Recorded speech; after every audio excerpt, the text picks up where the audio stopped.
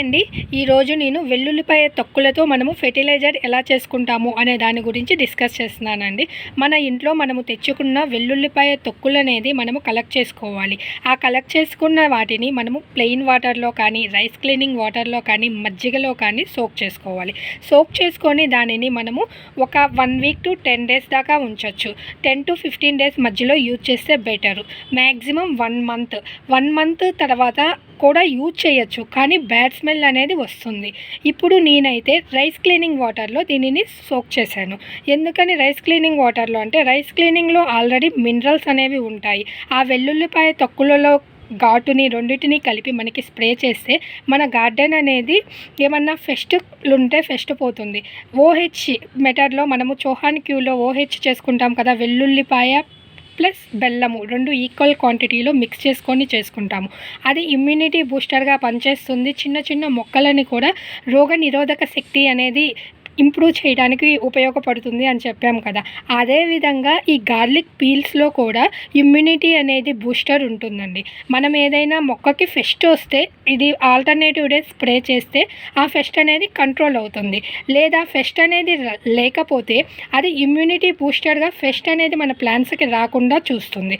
దీనిని మనము ఏ రేషియోలో స్ప్రేలా చేసుకోవచ్చు అంటే, మనము దానిని ఎంత స్ట్రాంగ్గా తీసుకుంటామో దాన్ని బట్టి మనము డైల్యూషన్ కూడా డిపెండ్ అయి ఉంటుంది. ఫర్ ఎగ్జాంపుల్, మీరు 40% వెల్లుల్లిపాయ తొక్కులు తీసుకున్నారనుకోండి, 60% వాటర్ తీసుకున్నారంటే మనము 1 లీటర్ వాటర్కి వచ్చేసేసి ఆ రేషియోలో ఇచ్చుకోవచ్చు. అంటే 40% వెల్లుల్లి తొక్కులు, 60% అనేది మనం వాటర్ తీసుకున్నట్లయితే ఎవ్రీ 1 లీటర్కి వచ్చేసేసి మనము దాంట్లో ఉండే దానిని ఒక 500 ml అలా వేసుకోవచ్చు.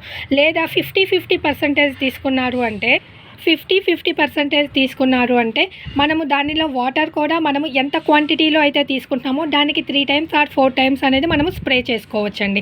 ఆ డైల్యూషన్ అనేది మీరు తీసుకునే స్ట్రాంగ్నెస్ మీద డిపెండ్ అవుతుంది. డైరెక్ట్ ఇస్తే మొక్క ఆ ఎనర్జీని తట్టుకోలేదు కాబట్టి మనము డైల్యూషన్ అనేది చేసుకుంటామండి. డైరెక్ట్గా ఇవ్వటం వల్ల మైనస్ ఏంటంటే, స్ట్రాంగ్నెస్ ఎక్కువైతే ఆ ప్లాంట్ అనేది లీవ్స్ ఎండిపోయి డెడ్ అయ్యే ఛాన్సెస్ కూడా ఉంటుంది.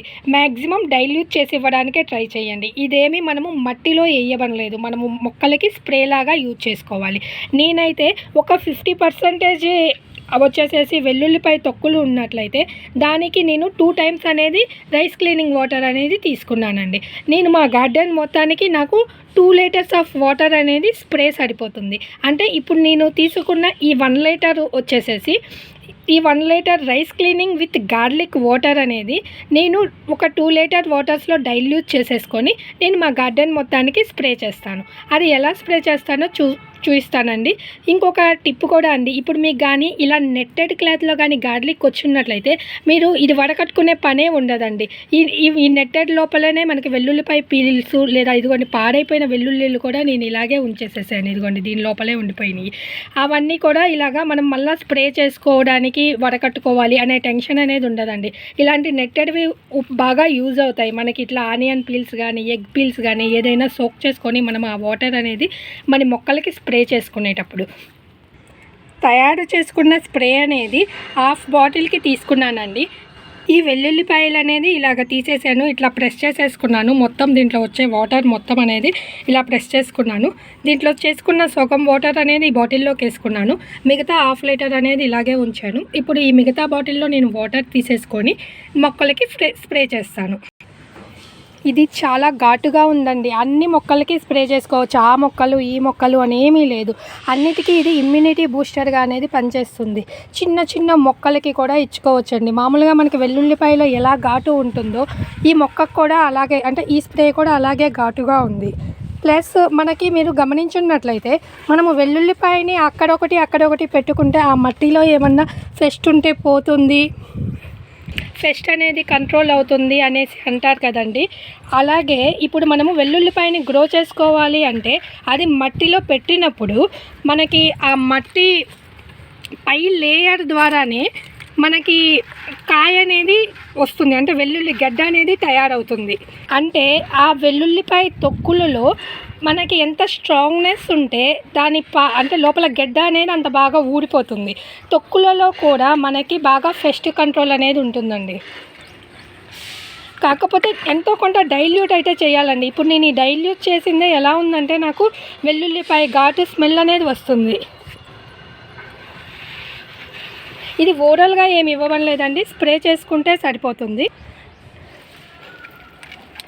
మామూలుగా మనము వెల్లుల్లిపాయ గార్లిక్ అవన్నీ మిక్స్ చేసుకొని మన గార్డెన్లో స్ప్రే చేసుకుంటే ఆకుముడత తెగులు అనేది పోతుందంటారు కదా, మ్యాక్సిమం సేమ్ ఇది కూడా అలాగే పనిచేస్తుందండి. ఇదిగోండి వెల్లుల్లి మొక్కలు. మా గార్డెన్లో ఎప్పుడు వెల్లుల్లిపాయ మొక్కలు అనేవి ఉంటాయండి. హార్వెస్ట్ చేస్తుంటాను, మళ్ళీ ఫ్రెష్ మొక్కలు అనేది వస్తాయి. ఇలా ఒకటే లిక్విడ్ కాకుండా మనము ఏదో ఒక లిక్విడ్ అనేది ఎవ్రీ ఆల్టర్నేటివ్ డేస్ అనేది మనము మన మొక్కలకి ఇస్తే మన మొక్కలు బాగా గ్రోత్ వచ్చేసి ఏమన్నా పెస్ట్ని కంట్రోల్ వాటంటే అవే కంట్రోల్ చేసుకుంటాయండి. అసలు మనం పెస్ట్ రాకముందే మనం ఇలాంటివన్నీ ఇచ్చుకుంటుంటే ప్రివెన్షన్స్ అన్నీ అసలు పెస్ట్ అనేది వచ్చే ఛాన్సే ఉండదండి. ఈ మొక్క మీరు చూసున్నట్లయితే నేను పుల్ల మజ్జిగతో మొత్తం క్లీన్ చేశాను, గుర్తుందో లేదో, మొత్తం చాలా వీక్గా ఉండింది ఈ మొక్క. పుల్ల మజ్జిగతో క్లీన్ చేశాను. ఇప్పుడు చూడండి ఎలా ఉందో, ఎంత ఫ్రెష్గా వచ్చేసేసిందో. అంటే మొత్తం ఈ మొక్కకి పిండి నల్లు వచ్చేసేసింది. ఇప్పుడు చూడండి, ఇప్పుడు అన్ని ఫ్రెష్ లీవ్స్ వచ్చి బాగా హెల్తీగా తయారయ్యింది. అంటే మన ఇంట్లో ఉండే వాటితో కూడా మనము చేసుకునే పెస్టులు కూడా, వేస్ట్తో వచ్చే పెస్టులు కూడా బాగానే కంట్రోల్ చేస్తున్నాయండి. మనం ఎలాగా ఈ వెల్లుల్లి తొక్కుల్ని మనం వేస్ట్గా పడేసేయే కదండి, ఆ పడేసే వాటిని ఏదో మనం ఇలాగ స్ప్రే లాగా జస్ట్ అంటే మీరు బియ్యం కడిగిన నీళ్ళే కాదు, మీ దగ్గర ఏమైనా మామూలు వాటర్లో అయినా మీకు టైం లేకపోతే సోక్ చేసి పెట్టుకోవచ్చు. ఈ పాలకూర చూసారా, నేను రీగ్రో ఎలా చేయాలన్నది ఒక వీడియో చేశాను కదండి. ఆ రీగ్రో ఎలా అయినాయో చూడండి. ఆల్మోస్ట్ ఆల్ నేను పెట్టిన మొక్కల్లో 2 కట్టాల పాలకూర పెడితే ఇక్కడ వచ్చేసేసి ఆల్మోస్ట్ ఆల్ 10 ప్లాంట్స్ అనేవి బతుకున్నాయండి. నేను యాక్చువల్లీ ఇది డైరెక్ట్ సన్లో పెట్టాను. ఇది పెద్ద కంటైనర్ అయ్యి నాకు మూవ్ చేయడానికి కుదరక, అదే కానీ మనం కానీ ఇది షేడెడ్ ఏరియాలో పెట్టున్నట్లయితే అన్ని మొక్కలు అనేది బతికే ఛాన్సెస్ ఉండేయండి. బట్ నో ప్రాబ్లం, ఇప్పుడైనా 10 మొక్కలు అనేవి బతికినాయి. ఒక ఫ్యామిలీకి ఒక 10 ప్లాంట్స్ అనేవి సరిపోతాయి కదండి. ఇక్కడ చూడండి, ఇక్కడ ఒక ఎపిడ్స్ అనేవి వచ్చాయండి. నేను చేతితో ఫస్ట్ క్లీన్ చేస్తున్నాను, తర్వాత అనేది స్ప్రే చేస్తానండి. ఫస్ట్ వచ్చినప్పుడు డైరెక్ట్గా ఇచ్చినా పోతాయి, బట్ మనం చేతితో క్లీన్ చేసేస్తే ఇంకా బెటర్ అండి. ఇదిగోండి ఇప్పుడు మళ్ళీ దానిని స్ప్రే చేస్తున్నాను. ఇప్పుడు ఇవి ఆకుకూరలకు కూడా ఇచ్చుకోవచ్చు అండి. ఇక్కడ లాంగ్ బీన్స్ ఉన్నాయి. ఈ టమోటాలు చూడండి ఎంత బాగున్నాయో.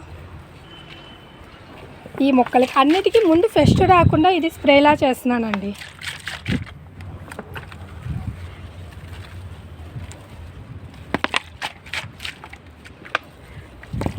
1 బాటిల్ అనేది ఫినిష్ అయిపోయింది. ఇది ఎలాగా మనం వేస్ట్గా పడేసేయే కదండి. ఈ వేస్ట్గా పడేసే వాటితో మనము మన గార్డెన్ని ఇలా యూజ్ చేసుకుంటే ఇలా చిన్న ఇదే మనమేం పెద్ద శ్రమ పడిన అవసరం లేదు. మీకు రైస్ క్లీనింగ్ చేసిన వాటర్లోనే సోక్ చేయడం లేదు, మీరు నార్మల్ వాటర్లో అయినా అలా సోక్ చేసేసి పెట్టుకొని ఇలా స్ప్రే చేస్తే అవి పెస్ట్ని అంటే పెస్ట్ రాకముందే మనం స్ప్రే చేసామంటే అసలు పెస్ట్ని కంట్రోల్ చేసుకోగలుగుతాయండి. పెస్ట్లను మనం రాకుండా ఆపలేము, కానీ అట్లీస్ట్ మనకి వచ్చిన వాటిని కంట్రోల్ చేయడానికి లేదా అసలు రాకుండా ఉండడానికి ట్రై చేయొచ్చు కదా, ఇలా చిన్న టెక్నిక్స్ ద్వారా, టిప్స్ ద్వారా. ఇవి చిన్న మొలకలకు కూడా వేసుకోవచ్చండి. వాటికి కూడా ఇప్పుడు ఆకుముడత తెగులు వస్తుంది కదా, ఇక్కడ మీరు చూసినట్లయితే ఈ వంగ మొక్కకి ఆకుముడత తెగులు వచ్చింది. ఇట్లా మనం స్ప్రే చేసుకున్నాము అంటే ఇలాంటి చిన్న మొక్కలకి కూడా మనకేమీ రాకుండా అనేది ఇమ్యూనిటీగా కూడా పనిచేస్తుంది.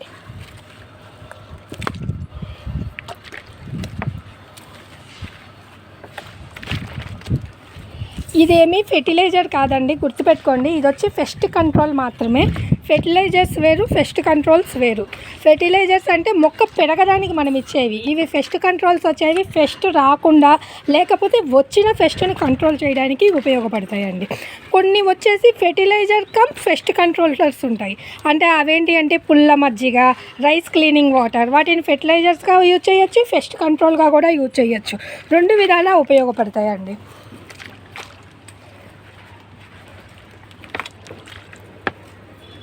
నేను ఈ పచ్చిమిరపకాయ మొక్కలు తీసేద్దాం అనుకున్న ప్రతిసారి అవి యాడో ఒక చోట వచ్చేసేసి మళ్ళీ ఫ్లవరింగ్ అండ్ ఫ్రూటింగ్ అనేది స్టార్ట్ అవుతాయండి.